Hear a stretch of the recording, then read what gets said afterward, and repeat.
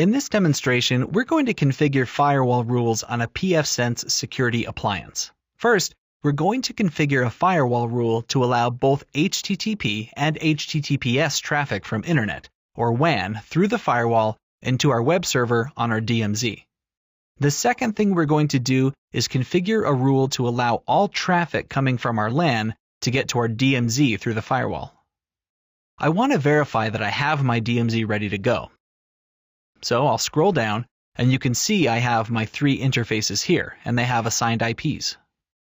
Let's create our rules. I'll go to Firewall, Rules, and the first rules I'll configure are the ones from our WAN to our DMZ to allow HTTP and HTTPS to our web server.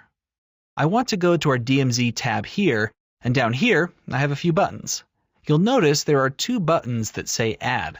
This one has the arrow pointing up, and if I pick that one, it'll add the rule to the top of my list. If I click on the one with the arrow pointing down, it'll add the rule to the bottom, so I'll click on that one. For our rule, we want to choose to pass the traffic through the firewall. My other choices are to block it or reject it. If we choose Reject, the packets are returned to the sender, and the sender can see that they were blocked. Block will just drop the packets as if they never arrived. For security reasons, sometimes you don't want senders to know that your device is even there, and it's better to just reject the packets. But if you're troubleshooting issues, blocking can be more helpful. Either way, with block or reject, the packets won't reach the destination. The interface that I want to configure is the DMZ. You can see that I have my LAN and WAN here as well. For address family, I'll leave it as IPv4. The other choices are IPv6 or both. For protocol, we're allowing HTTP, which runs on TCP. If I click the drop-down list, you can see all the other protocols that we could choose if we were going to allow some other type of traffic. Our source is going to be from our WAN network, and I need to see more options, so I'll click on the Display Advanced button. The source port range is going to be HTTP. I could put in a single port or a range, but we just want HTTP port 80. Since this is going to be my web server, I need to put in the IP address here. First, I'll pick single host or alias, and now let's pop our diagram back up. Our web server's IP is right here, so let's go back and enter that in. Destination address will be 172.16.1.5. We're using HTTP, and the rest of this looks good. Down here, we could log packets handled by this rule. Since this is a web server, we probably don't want to do that since our log would be overwhelmed. If it was FTP, SSH, or other traffic like that, we probably would want to log traffic, but not for normal web requests. We do want to put a description in here because as you create more and more rules, you'll forget what they all do. For this, I'll type in HTTP to DMZ from WAN and click Save. On our next page here, we have to click on Apply Changes for the changes to my firewall to take effect. So, here are my rules so far.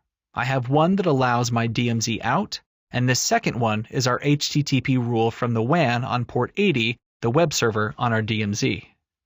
Now, you might be saying to yourself, doesn't most web traffic use HTTPS these days? Well, that answer is certainly yes, so now we need an HTTPS rule. Here's some good news. To save a bit of time and keep from making any errors, we can just copy this rule and change the HTTP port 80 to HTTPS port 443. I'll click here, which is the copy icon. What this does is create a new rule with the exact same settings. I'll scroll down and change my source from HTTP port 80 to HTTPS port 443. For the destination, I'll do the same. Scroll down, change the description by just adding the letter S, and click Save. On this page, click Apply Changes. Down here, you now see our rules for both HTTP and HTTPS.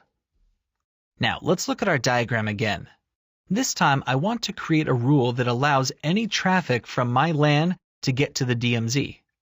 Let's go back to our firewall and configure that now. These rules are read from the top down, so for example, if the first rule says block everything, none of the other rules would ever be seen because that's the very first rule. However, if we made a rule right now that said to block everything and put it at the bottom, our first 3 rules would still be fine, but everything else would be blocked. By default, everything is blocked with pfsense anyway, unless you open it, so we wouldn't really need that sort of rule, but it doesn't hurt anything.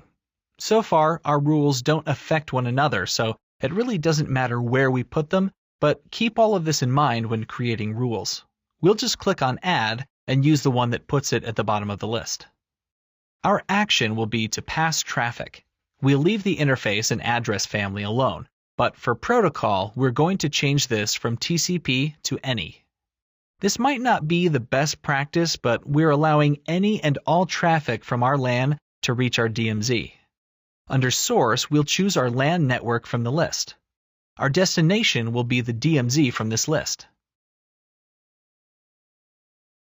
We don't want to forget a description for this rule. I'll type LAN to DMZ any.